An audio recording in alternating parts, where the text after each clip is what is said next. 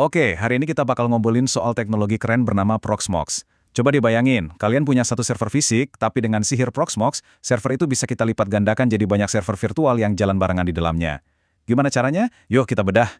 Pernah nggak sih kalian ngerasa kayak gini? Pengen jalanin banyak banget layanan, mungkin website pribadi, cloud storage sendiri, atau bikin lab buat belajar jaringan, tapi ya gitu, server fisiknya cuma ada satu. Ini masalah klasik banget loh, baik buat kita yang hobi ngoprek, buat sekolah, bahkan buat bisnis kecil sekalipun.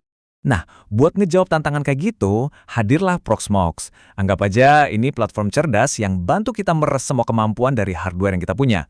Yuk kita kupas tuntas, apa sih sebenarnya Proxmox itu? Intinya, Proxmox tuh gini, kalian ambil satu server fisik yang speknya lumayan, terus install Proxmox di atasnya. Nah, saat itu juga, server itu berubah jadi semacam induk yang bisa melahirkan banyak server anak virtual. Kerennya, setiap server virtual ini jalan sendiri-sendiri, seolah-olah mereka mesin yang beda, padahal semuanya numpang di sumber daya si induk yang sama. Di dalam Proxmox, ada dua senjata utama yang bisa kita pakai buat bikin server virtual. Yang pertama itu mesin virtual atau VM, dan yang kedua itu kontainer LXC. Dua-duanya sama-sama bikin lingkungan yang terisolasi, tapi caranya beda banget. Penting banget nih buat kita ngerti bedanya, supaya bisa pakai Proxmox secara maksimal. Gini deh, biar gampang, kita pakai perumpamaan.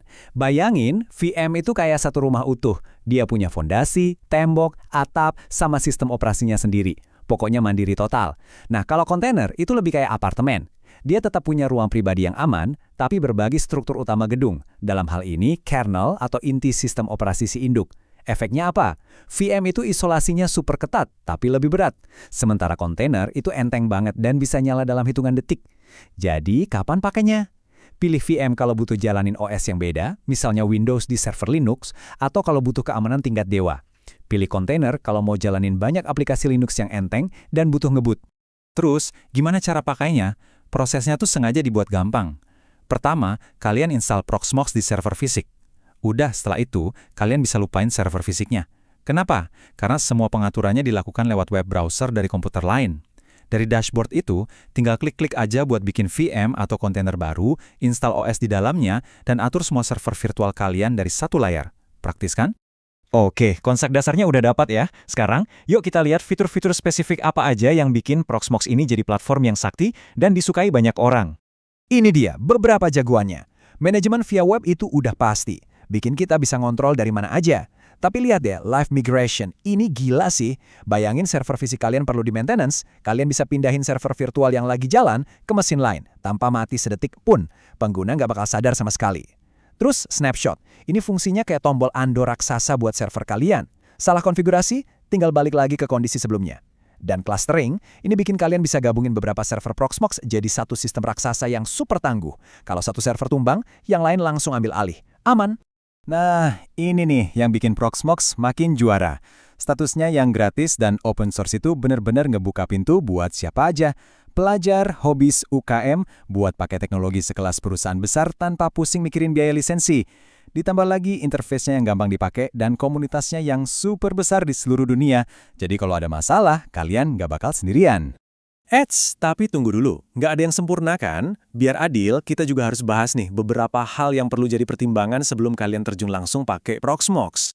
Pertama, karena kita jalanin banyak komputer dalam satu mesin, ya mesinnya harus kuat, terutama RAM dan storage-nya harus gede.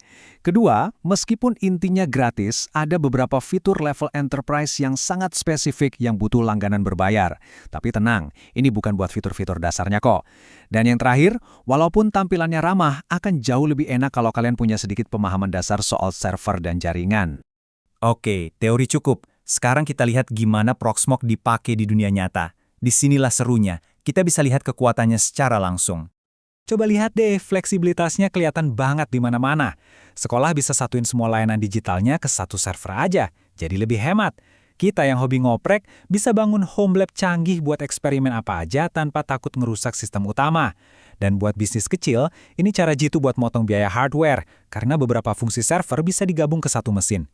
Proxmox ini benar-benar jadi pisau Swiss Army buat urusan server. Jadi, apa sih kesimpulan dari semua obrolan kita ini? Yuk kita rangkum poin utamanya. Inilah inti dari Proxmox. Ini soal efisiensi, ngerjain lebih banyak hal dengan hardware yang lebih sedikit. Ini soal fleksibilitas, bebas milih mau pakai VM yang kokoh atau kontainer yang lincah.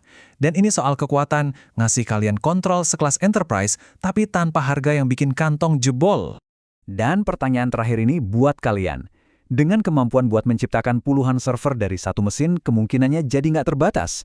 Kalian mau bikin cloud pribadi, bikin lab buat testing yang aman, atau mungkin mau hosting semua aplikasi kalian? Nah, coba deh dipikirin, proyek keren apa yang bakal kalian hidupkan dengan Proxmox?